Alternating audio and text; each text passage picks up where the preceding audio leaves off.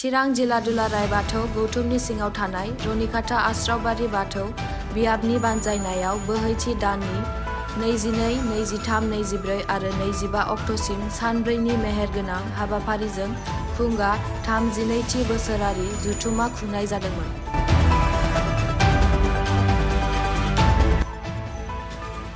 बे हाबाफारियाव रनिकाटा आस्रावबारि बाथौ बियाबनि सिङाव थानाय गासै 42 गामिनिफ्राय थान्दै महरै बाहागो लायो।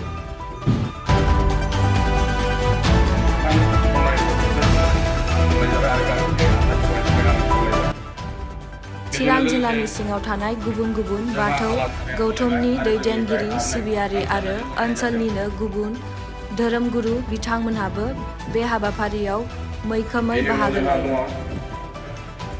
नोंथांमोननिसिम आंनि गोरबोनिफ्राय साबायखर थाबाय।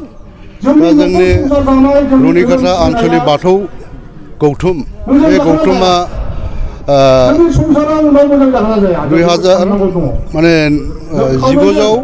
1990 मायथाइयावनो जों गायसनदों। बे गायसननायनि गेजेरजों जोङो जोंनि बाथौ धोरोमखौ बोसोरे बोसोरे जों जथुम्मा खालामो, कनफारेन्स खालामो। ओमफ्राय दिनैसिम 32थि बोसोरसालिया जाबाय। गेजेराव जोङो रुफाथि मायथाइ खुंखांबाय। दा जोंनि नैबे खुंनायनि उद्देश्यआ जाहैबाय जोंनि बाथौ धोरोम, बे बाथौ धोरोमखौ बर' हारिनि मोनसे देरसिन धोरोम, बर' हारिनि मोनसे सिनस्रि। बे बाथौ धोरोम थायोब्लासो बर' हारिया थागोन। बर' हारिनि आसार खान्थि बेफोरबायदि गासिखौबो नोजोर होनानै जोंनि बाथौ धोरोमखौ जोङो फोजौनाय, फुवारनाय, फोसाबनाय बे उद्देश्ययै जोङो दिनै सानब्रैनि हाबाफारि थांनाय 22 थारिखनिफ्राय गाबोन 25 थारिखसिम जोङो मेहेरगोनां हाबाफारि लानानै जों खुंफुंनो लादों। दा बे हाबाफारियाव जोङो जोंनि धोरोमखौ रायजो राजाफोरजों सावरायलायनायनि गेजेरजों गोबां जोङो सावरायमेलनि टपिक्स लादों। बे टपिक्सनि उनाव जों गोबां आलासि लाबोनानै जों सावरायखांबाय। दिनै गेवलां मेल, बे गेवलां मेलाव जोङो गाहाय आलासि, बे माइल बेखेवगिरि आलासि बिथांमोनखौ लेंहरदों। धोरोमखौ जौगाहोनो थाखाय गोबां थांखि लादों। बिनि गेजेराव जोङो जोंनि आनसलिकआव गंफ्रोमबो गामियाव बाथौसालि, आर'जसालि गायसननाय।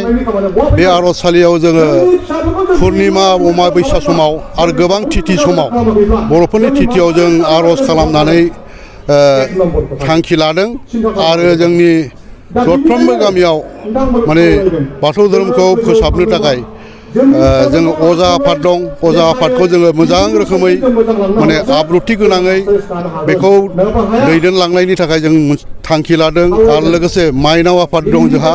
बे माइनाव आफादखौबो जोङो बर' हारिखौ, बर' न'खराव गाव गावनि न'खर सालायनाय आरो फिसा फिसौ खांनाय धोरोमखौ लानानै जोङो मोजाङै दैदेनलांनो हानाय, न'खर सालायनो थाखाय आरो संसाराव सान्थि परिबेस लाबोनो थाखाय जों खालामदों।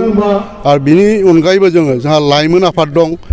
दानि जाखांफुनाय लाइमोनफोरखौबो जोङो धोरोमाव फोनांजाबनानै बिथांमोनखौ जौगासार खालामनाय, फरायनाय, साननाय हनाय, मुलुगाव सान्थि लाबोनो बा बर' हारियाव सान्थि लाबोनो थाखाय जों बे उद्देश्यै गोबां थांखि लानाय जादों। जों लाइमोनफोरखौ बाथौ धोरोमाव नांथाबहोनो थाखाय गोबां जों थांखि लादों। बिनि गेजेराव जोङो बाथौ धोरोमनि जि लाइमोन बैसो हिन्जावसा हौवासाफोरखौ मन्दिराव पुर्निमा बा तिथि समाव जोङो हाबनानै धोरोमनि सोमोन्दै मिथिहोनो बा फोरोंनो लादों।